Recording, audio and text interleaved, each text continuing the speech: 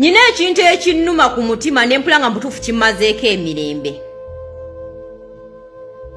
Abaana ba Uganda, the indigenous Ugandans, which is in UPDF, bali mu kufa ng'ebiyenje mu ntalo ezitayamba bannayuganda, ezitalina we ziyambira munnayuganda.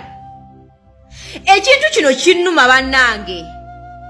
Andi saagala wavayo omuntu yenna ajja okuŋŋamba gw'ofaayo ki, lwaki oyogera ku buli kimu. Nina baganda bange aba bali mu magye ga UPDF. Nina baganda bange babiri bali mu magye ga UPDF. Bannange ekintu kino kinnuma. Do you know that indigenous Ugandans are dying mu bitalotalo ebitalina we biyambira munnayuganda? Twafiiriddwa bannayuganda bitaano 500 Ugandans, the indigenous Ugandans in UPDF mu lutalo oluli e Sudan. Mu lutalo oli mu South Sudan, naye n'otuula wansi n'obuuza abantu abaduumira amagye, abantu abafuga eggwanga Uganda, olutalo lw'e Sudan tufuniramu wanga bannayuganda. What is our interest in Sudan, mu lutalo lw'e Sudan? Like seriously. Bannamagye babatendeka kuuma bannayuganda na nsalo za Uganda, not kuuma mawanga malala. Bannayuganda bali mu kufiira e Congo. My brother was almost died in Congo. Bannayuganda bali mu kufiira e Congo mu lutalo lwe tutalina kye tuganyirwamu wadde. Bannayuganda bali mu kufiira e Sudan nga n'amagye baagakwata ne bagatwala e Sudan nga teri yadde munnayuganda amanyi, nga ne parliament gye balina okusooka okutegeezaako temanyi. Era bali mu kufiirayo ng'ebiyenje. Andi ekisinga okunnuma batwalayo ba indigenous Ugandans, bannansi bennyini bannakabala. Abanyarwanda abali mu SFC bali Kampala balya bicepere bakuba bannayuganda migo ku kkubo. Abanyarwanda abali mu SFC tebabatwala mu ntale ezo. Wabula bali Kampala bali ku nsimbi ya Miwamusolo basiiba batulugunya bannayuganda ku streets. Basiba bawamba bannayuganda babatokyalinga mu safe houses. Those so-called SFCs. Naye bannayuganda bannakabala, the indigenous Ugandans, bali mu kufiira mu ntalo ze tutalina kye tufunamu ng'eggwanga Uganda. What is our interest in Sudan? Interest ki Uganda gyerina mu lutalo lwa Sudan? Era interest ki Uganda gyerina mu kukuumirako Salva Kiir? Mukuma government ya Salva Kiir tevaako. What interest do we have in Sudan? Etukisa okutisa abaana ba Uganda, bannayuganda bannakabala, abannayuganda abalesa abaana baabwe, abasirikale ba UPDF balesa abaana baabwe nga tebalina ayamba, nga tebalina yadde the proper way how their children and their family are going to survive in a rotten Uganda nga bwe mugiraba. Twafiiriddwa 500 UPDF officers in Sudan. Twakafiirwa simanya Major General mu Congo, and right now waliwo omulala gwe bali mu kubika afudde, afiiridde Congo, is the army commander. Olutalo lwe Sudan tulufunira wanga Uganda, tufuniramu ki? And they came in parliament last week asking for 300 billion to facilitate the UPDF in Sudan on taxpayers' money. What are we gaining in that war? Banange, this message can go to UPDF. UPDF, the indigenous Ugandans in UPDF. Entalo ze mulwana batata baganda baffe bannyinaffe muzifunira mu luddawa era muzifunamu ki? Is those wars your responsibilities to fight? Entalo ezo responsibility yammwe nga banna UPDF okuzirwana.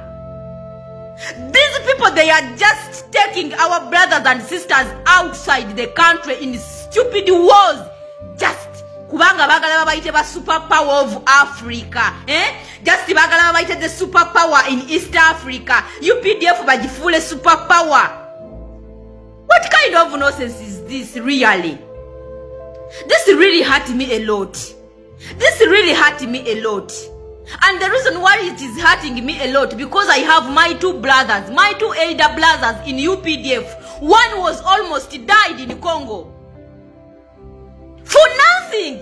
They are just fighting for nothing. Buchabalwane Congo, tufunye muchinga na Uganda. What interest do we have in Congo?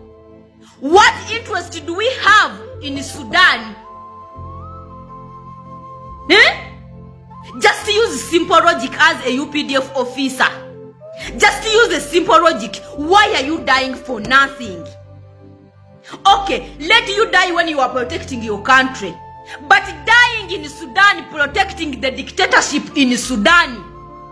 Dying in Sudan just to protect the Loteni regime of Salva Kiir in power. Exactly the same way you are doing to Uganda to protect the Loteni regime of Yoweri Kaguta Museveni. That's why you are dying like cockroaches in a foreign country. And you are going there without any knowledge of any Ugandan, even the parliament.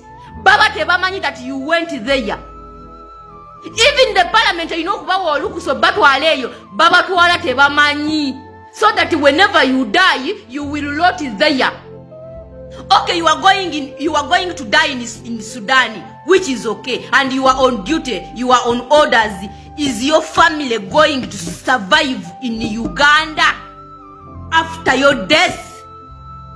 Are you sure that this government is going to take care of your young children, your young family, your people, your mother and father after your death as a UPDF officer? Are you really sure? Are you trust this regime that whenever you die on duty, this government is going to take care of your family, your children? Why? UPDF officers, you are our brothers and sisters, and we are talking this because we love you. You are our families. You are our brothers. You are our sisters. Wearing a uniform, it does not mean that you are not related to us.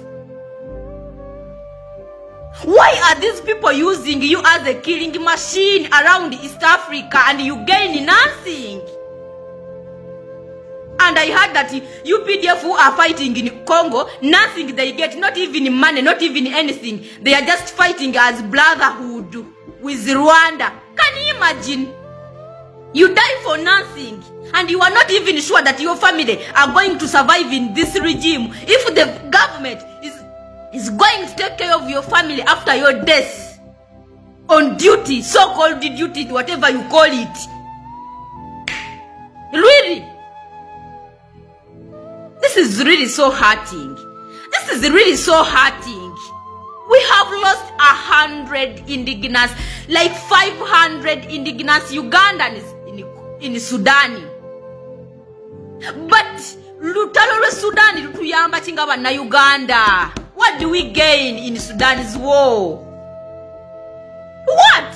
Like seriously? And those people who are dying are indigenous Ugandans. But na Uganda banakamala bebatwala ku bi mission ebye those deadly missions.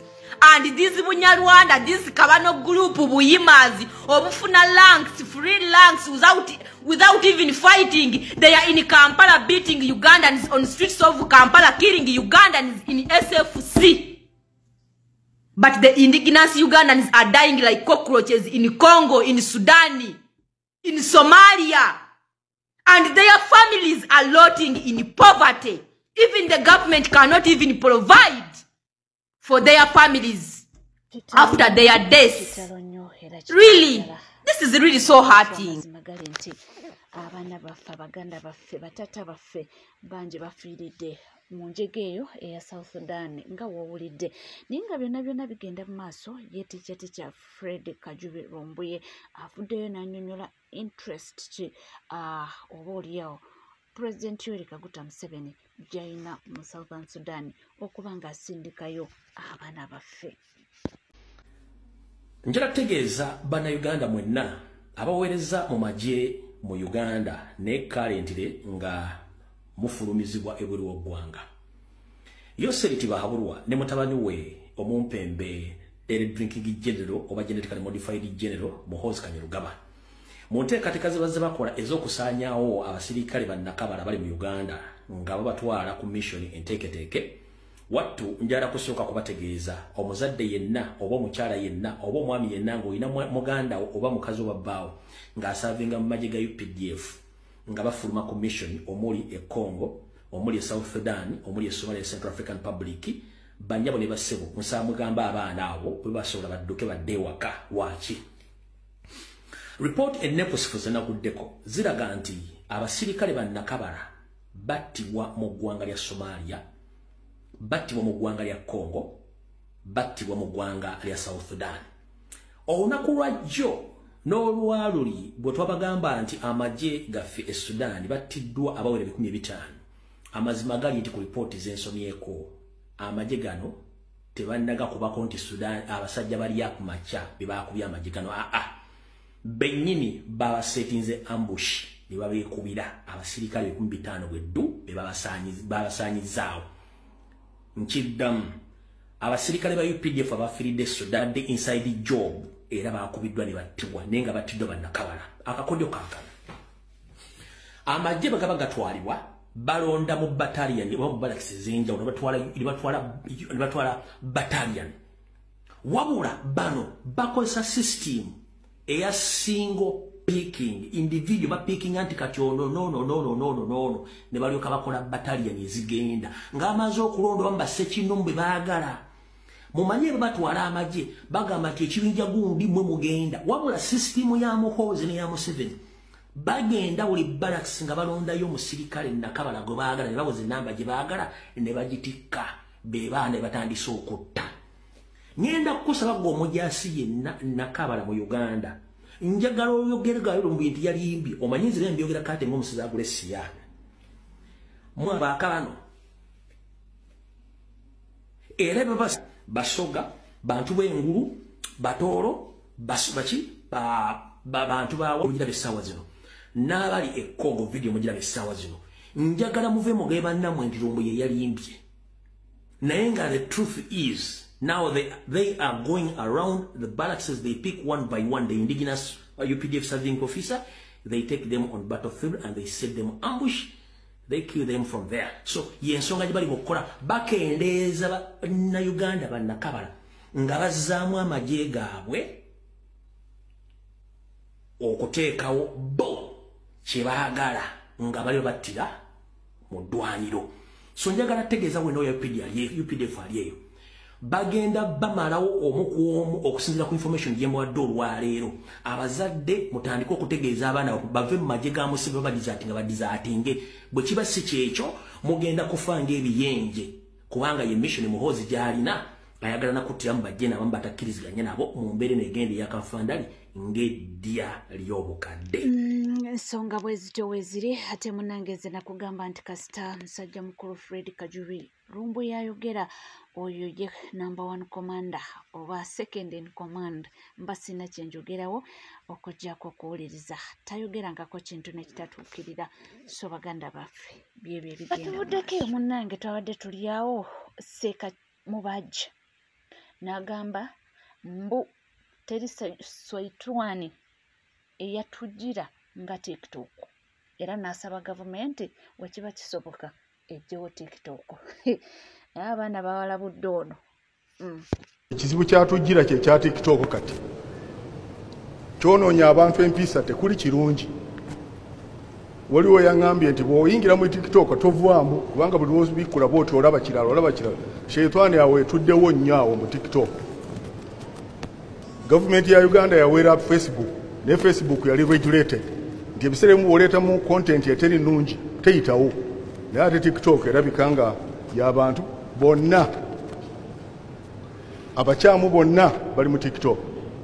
Kinaakola bulungi singa TikTok eyo evaawo kubanga terina mugaso kulwokubanga naye baseeka ababeerako bawazifatuwa ezitali ntuufu bavuma buvumi tebabuulirira baleeta ebintu ebikaya abasiraamu ebyawulayawula abasiraamu nno tamanyi nti kono abakulu basobya ate wosobya nga bakugambako abaana bamusabudde batugamba nga obukadde magezi naye bwe kibanga kino kyekiri mu bukadde Allah atujulire ffe nga tukyali bato kyanaku nnyo nti omusajja ku myaka gy'oliko wennozisa omwoya buli wamu wabula okyasobola okulowoleza kajiiko okyakulowooza nga byagala tukujjukize nti mukulu okuliridde Esawa zino wavuideyo gambo yagala okutulaga nti TikTok ombi okusinga Kaikure yatuko okutirugomya abasiramu tesa tovanga yokusaba mutwegwe ebbanga nyabusajja mubaddenga mwagala okwata ebibibyo mukoza bana Uganda tubizikirenga wansi w'ekitanda kavudde katandisa okufunta entama mbu TikTok yetaga kujibwawo kubasiramu abakubiddwa amasasi tovanga yokutandika kubyogera kola okola kintu kimu mutunze emizikiti gy'obusiramu gyonna mugimazeewo ovudde otandisa okufunta entama ku myaka gy'oli kwagala tukujjukize nti gundi bannanga okuliridde bannanga abaana mukolerera abazadde kubona yennyini enjala yetandise okumwogeza okutuuka nga takyategeera okutuuka nga obusiru bwaliko yagala okutulaga nti nyina yamuyosesa amatagambizi bisajjamwe mututama bisajjamwe mwatusina ate twabagamba wano tuyita gwe tugenda kuwa kitiibwa wamwe musubira nti mugenda kutusobya ate mugambe muguli bamuwe kitiibwa oli musajja mukulu ni mu myaka gyakufa famiro yanditandise okuyisa akabbo kuba kasajja goli kalambo katambula avudde yakutta omuzindaalo mbu TikTok bagijjewo kubya mukozi abana Uganda mu bakisiraani Kaikura byakola obusiramu nga tovanga yadde okusaba mutwegwe kubasiramu bonna abafudde okyasobola kuno ogambe nti bannange mwegase ne government mutulugunya abana Uganda olwokwako kafuna obusente bw'omusawo y'essaati kubana babanje sawa zino nga abantu bafudde abasuka mu 3 bafudde ramazi kwanjala mu kibuga wala kyosobodde okuvaayo ku lunaku olukulu okwogerako mu TikTok ombi olwokuba bisajja mmwe muddidde sente z'ebisiyaga muzeezibise bwana mmwe mwennyini kagambe kwagala bwana buto mugambe kudda ku bwana buto kubukubuusanya kavudde yatandise ofunta entama mwe bisajja mmwe temujja kutukumako mwe temujja kututuulako mwe temugenda kutukuba ate mutwenenka abantu gundi akabe bwati kisajja kikulu kwebuza magezi bire bisajja singa bibannanga wobula okukizizika ekigoye n'okituulako ne kiva mu bulamu bw'ensi eno kubebbanga lyobadde tolina lyojambye ggwe nga muna Uganda wabula tugenda kusigala tukuwanda lulusu kisajja kikulu kwebuza amagezi Atenga tuvuddeko munnange Seeka Kiti naye bamwambalidde mbulwaki mbu yakyazizza President waffe Robert Kyagulanyi Ssentamu ate mbu n'amuteeka ku mwanjo ate nga si musiraamu. Seeka Kiti ne bamaseeka abalala bendabye mu layini leero ku Idi mubasomesa abantu tilayini ze maaso zibeerako basajja bamanyi okutte Robert omutadde ku layini ye maaso avaawo agende mu ssabo amala agende mu chachi amala ajje mu muzikiti mubisomesa abantu mwavadda kumulamwa kabampaane afuuse kabampaane mubisomesa abantu ayatul munafi'un thalatha obubonero bw'omunnanfuusi buli busatu bw'aba ayogera alimba bw'omwesiga akumpanya bw'akola endagaano ajaawukanako oyo obusiraamu bwaniriza buli omu naye si munnanfuusi agenda okujja imagine mu layini esooka ogobe ne musiraamu munno omuzza emabega bwe tugenda ku Kaaba lwaki ffenna tuba kyekimu omugagga omwavu omweru omuddugavu tetwawula era eyo si church ne muyina ebintu bye mwagala okuteeka mu busiraamu bwaffe ng'era we mubiraba mu church nti munnange VIP etuula wano ordinary etuula wano nedda munnange mu busiraamu tebiriimu ebyo ebintu kati bajjowani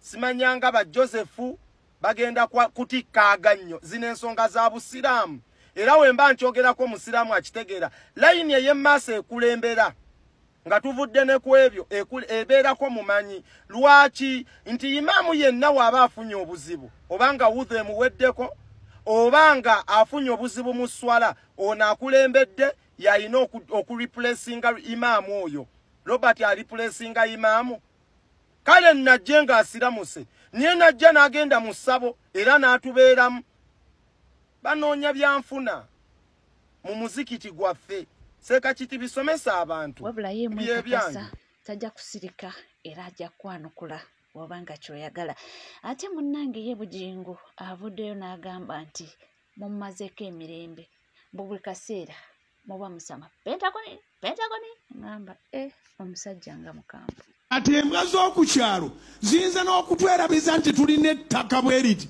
kubanga buli gy'oyita buboggola Pentagoni obubwa buboggola kubira mukama engalo ez'amaanyi oba amagezi gazze bubogola tebulina ddoboozi ddungi bubogola bubogozi Pentagon n'okabuuza neekabwa gwe Pentagon ogitegeera mpa Pentagon mpa Pentagon kubira mukama engalo ez'amaanyi ezisirise embwa ngambye kubira mukama engalo ez'amaanyi n'enduulu ezisirise embwa mu linnya lya Yesu. Enga oli ku NCKTV nkugamba kimu nti mukwano teweerabira kubanga osubscribinga obanga obadde tonaba ringing that notification bell sharing liking ebisigadde nkomo nabyo tovaawo.